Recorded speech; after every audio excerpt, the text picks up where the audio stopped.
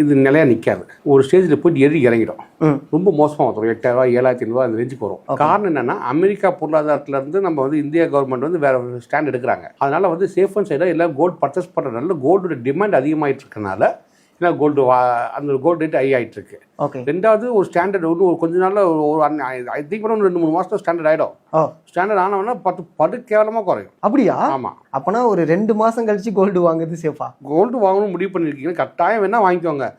மற்றபடியா இருக்கும் பட்சத்துல வெயிட் பண்ணுங்க, கோல்டு குறையும். எல்லாமே ஒரே லெவலில் இருக்கணும். கோல்டு இது நாள் வரைக்கும் 1% மட்டும்தான் ஏறி இருக்கு. நீங்க ஒரு 1920லயோ 25லயோ 1980லயோ ஒரு 10,000 ரூபாய்க்கு நீங்கள் கோல்டு வாங்கியிருந்தீங்கன்னு வச்சுக்கோங்களேன். அந்த 10,000 ரூபாய் ஒரு வட்டிக்கு போட்டிங்கன்னா என்ன கால்குலேட் பண்ணீங்களோ அதுதான் இன்றைக்கி கோல்டோட விலையும் அது ஒன்றா இருக்கும். ஓகே. ஆனால் இந்த சமீபம் 2-3 மாதங்கள் நீங்கள் நினச்சா கோல்டு சல்லுன்னு இல்லை, 2 மாதத்து அந்த அமெரிக்கா பிரச்சனை வந்ததுலேருந்து இந்த ப்ராப்ளம் இந்த நாளில் மட்டும்தான் ஏற்ற இறக்க இருக்கே ஒழிய இது சரியாக பட்சத்தில் டப்புன்னு பழைய விலைமைக்கு வந்து